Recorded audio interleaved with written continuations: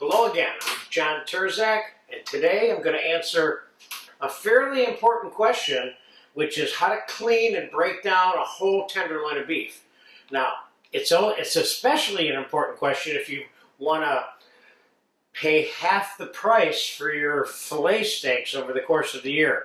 So this is a 6-pound filet that they call a peeled filet, and I'm going to get it out of the package here. And we're going to see if we can reserve the blood that's in the package. And I'll show you a good use for that at the end of this.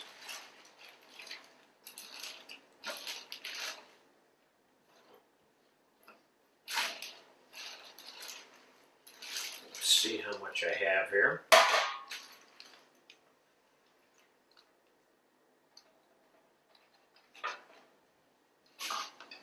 Okay, now let me rinse my hands off real quick. And, okay, I'm going to break this down for you piece by piece. First, this is what's called the side strap, and this is a strap that runs along the side. This is a piece that's not considered to be, we're just going to cut that off, put a little pressure on it, and peel that back as we're cutting it off. In a few minutes, we're going to go back and we're going to trim all the meat out of this because it can be used for tenderloin tips.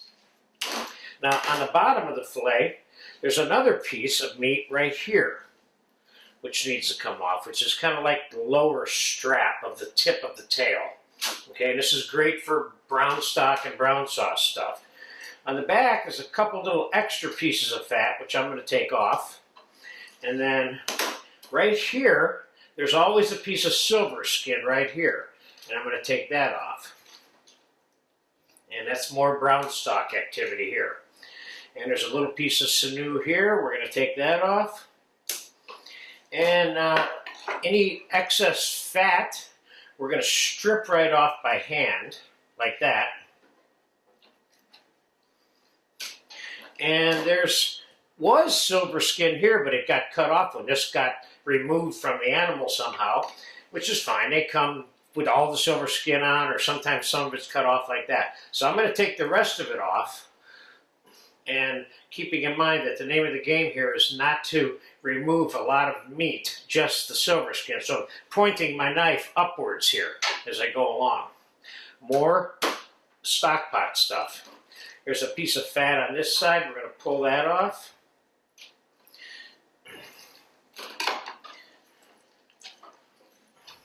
This is called the head, or the Chateaubriand of the filet. Just pulling these extra little pieces of fat off. You take them off as you see them. All right, let's get the rest of the silver skin off here.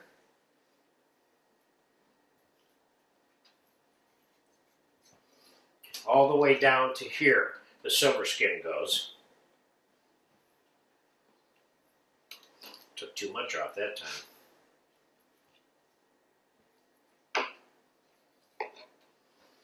And right in here, there's another little piece of silver skin here.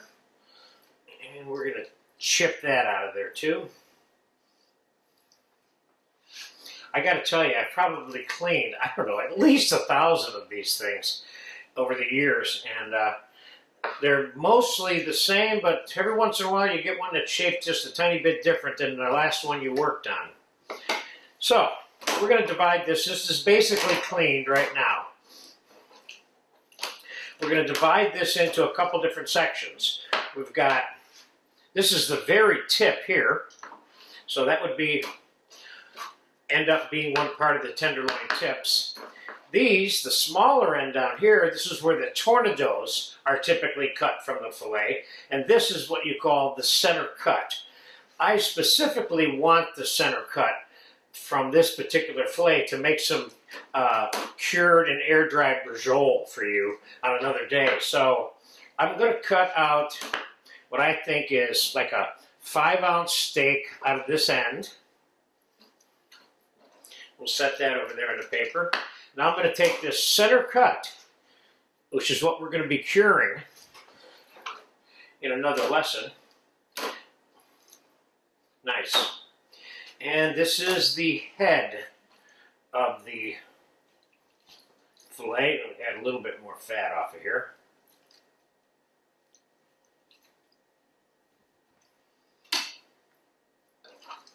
Now you can do all kinds of things with this head. For starters, this piece right here, I'm going to cut this off and include this into the tenderloin tip material, okay? And I'm going to cut the very end of this off also, because it's kind of like a flappy piece, and that's going to go into tenderloin tips. Now I've got a couple of pounds of meat here that I could do a number of steaks with. Why don't we do this? Why don't we take, and instead of cutting it all the way through, I'm just going to cut it halfway through. Then I'm going to cut myself an 8-ounce steak out of there. I'm going to go down a little bit further. I'm going to cut about a 7-ounce steak out of there, or an 8. Then I'm going to come over here. I'm going to flatten this side out here a little bit. Some more tip meat. Then I'm going to cut another 8-ounce steak out of here. Now I got about 3 8 to 9 ounce steaks there. And if I wanted to push it, I could say I have 4 of those. So look at this. This is 4 8 to 10, 4 dinners. And if this were cut into steaks, I would say 5 6 7 dinners. And then between this and this and this, I have 8 dinners. So I have 8 dinners. That's a lot of dinners from a filet for the price that we're paying. So the last thing we need to trim is this side strip here. I'm going to do this by holding on to the silver skin and pulling the silver skin off of most of it. There's a part of this that can be a little gummed up with sinew and muscle meat here, but we're trying to get most of it out.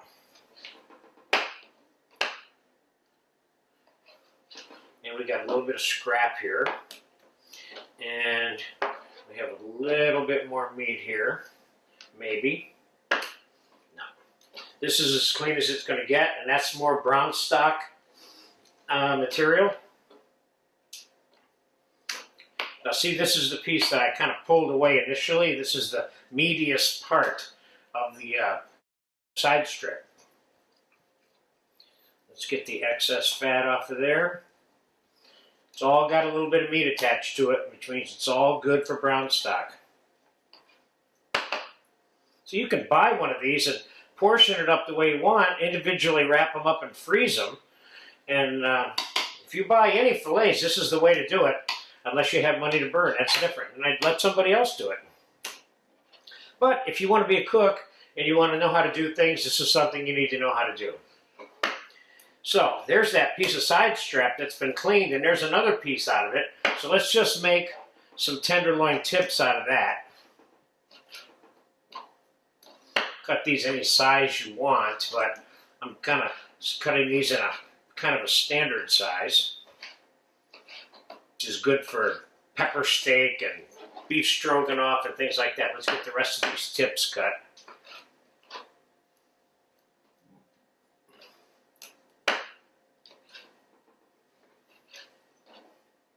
So I paid about $12 a pound for this, and I've got 8 or 9 dinners here.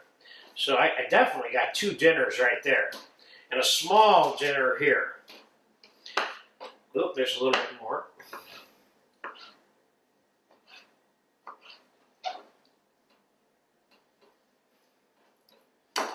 So there you have it. 4 8 to 10 ounce fillets, or 8 or 9 ounce fillets, 1 5 to 6 ounce fillets, 2 tenderloin tip dinners, and 1 either roast for a roast tenderloin, or you could cut this into steaks again, or you could cut this into 6 5-ounce steaks or 4-ounce steaks also. And then we have the scrap for the brown stock, which I'm going to freeze for later use. So there you have it. That's a good basic breakdown of the tenderloin of beef. If you want to save some money and you want to know how to cut meat, this is a good place to start. Coming back at you real quick.